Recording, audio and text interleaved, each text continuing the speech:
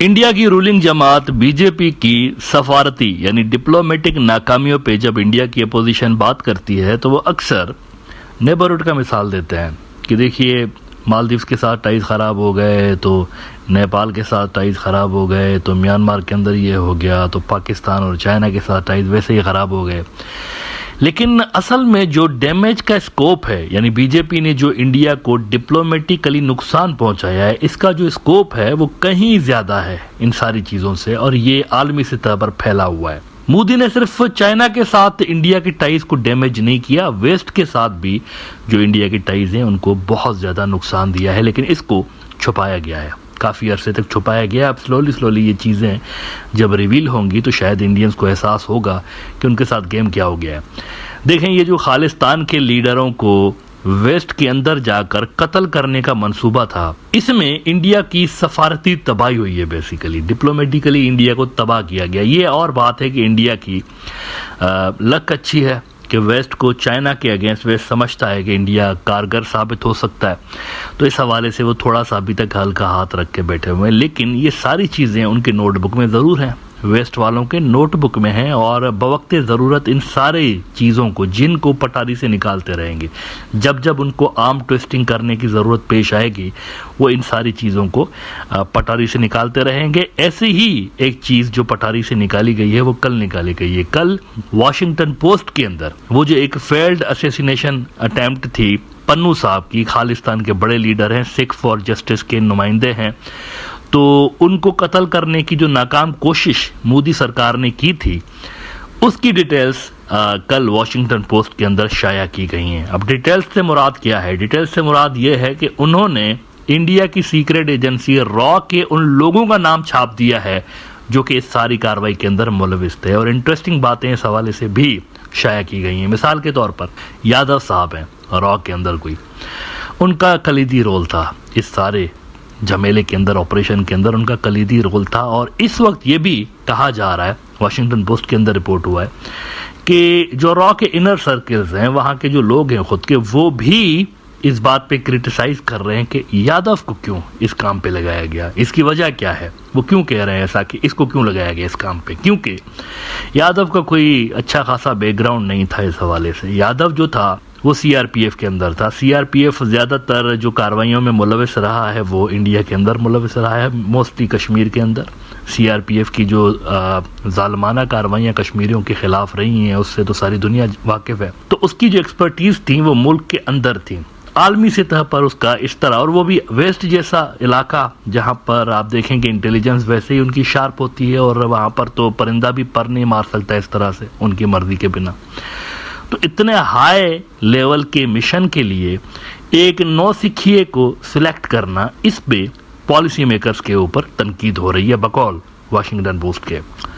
CRPF से direct उठा के इनको यहाँ पर लगा दिया गया और इतना इम्पोर्टेंट ओहदा उनको सौंप दिया गया। अब उसमें कुछ अर्सा पहले आपको बताया था कि इनके पास सारी डिटेल्स हैं अमेरिकन के पास, क्योंकि यादव ने जिस गुप्ता को हायर किया था इस काम को करवाने के लिए, गुप्ता को कहा, गुप्ता असल में वहाँ पर ड्रग डीलर भी एक तरह से, तो वहाँ पर असलहे का कारोबार भी करता है, तो जेल के अंदर भी रह चुका है अमेरिका के अंदर कहीं पे।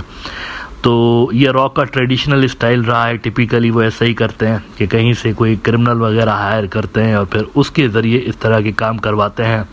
तो उनको अप्रोच किया था यादव ने और कहा था गुप्ता को कोई बंदा आप मुझे जो है इस हवाले से अरेंज करके दें। उसने जिस बंदे को अप्रोच किया था वो बंदा कौन था? वो बंदा था खुद अमेरिकन जो एजेंसीज़ हैं उनका बंदा था। अब ये सारी कम्युनिकेशन अमेरिकन एजेंसीज़ के बंदे के जरिए हो रही थी। उनको पता था कि ये क्या करवाने जा रहे हैं और इनको नहीं पता था कि ये अमेरिकन एजेंसीज का बंदा है, क्योंकि जो गुप्ता था वो 8 साल से लेकर उस अमेरिकन एजेंट को जानता था और उसके वहम व गुमान में भी नहीं था कि ये सरकारी बंदा है, उसको पता ही नहीं था इस चीज़ का। अच्छा, वॉशिंगटन पोस्ट ने नई क्या डिटेल्स रिवील की हैं इस हवाले से? कल का वॉशिंगटन पोस्ट देखिए जिसमें वो कहते हैं कि an assassination plot on American soil reveals a darker side of Modi's India.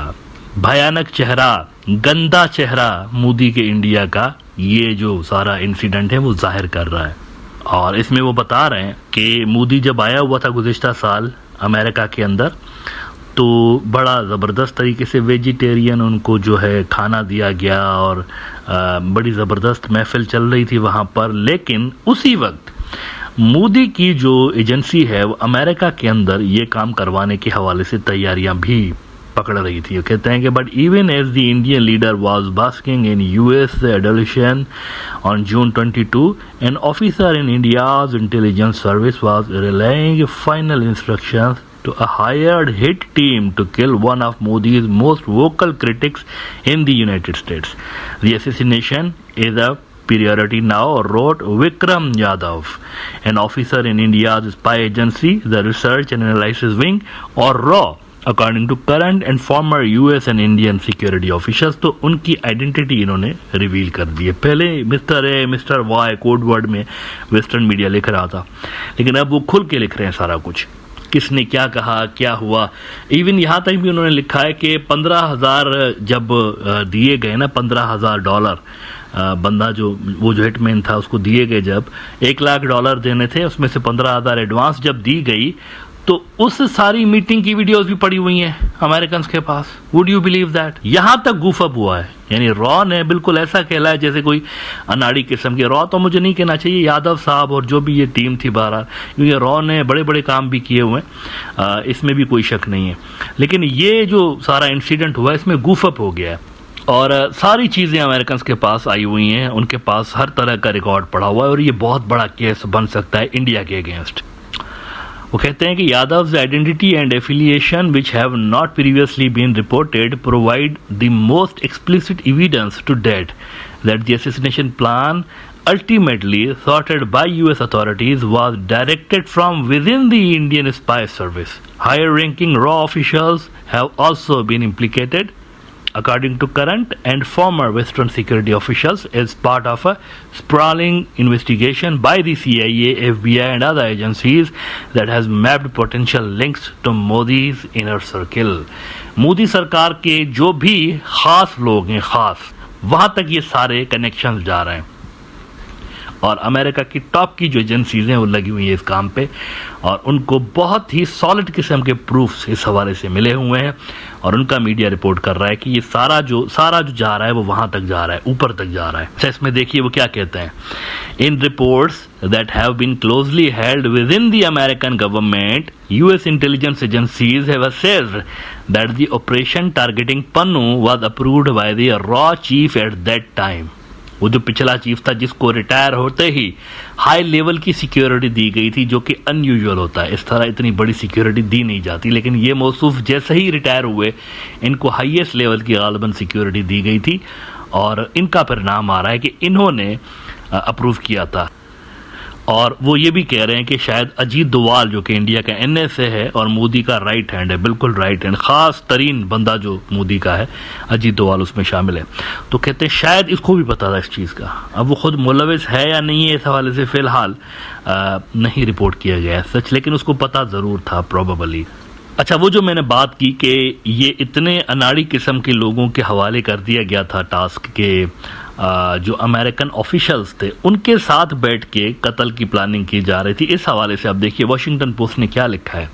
Yadav and Gupta वो है जिसको यादव ने कांटेक्ट किया था कि ये काम करवाना है। Yadav and Gupta spent weeks trading encrypted texts about the plot to kill Pannun, according to a US affidavit filed in support of the request for Gupta's extradition to find a willing assassin. Gupta reached out to someone he had been in touch with for at least 8 years. 8 साल से गुप्ता समझता था कि ये drugs और weapons का कारोबार करता है बंदा जिसको इसने अप्रोच किया।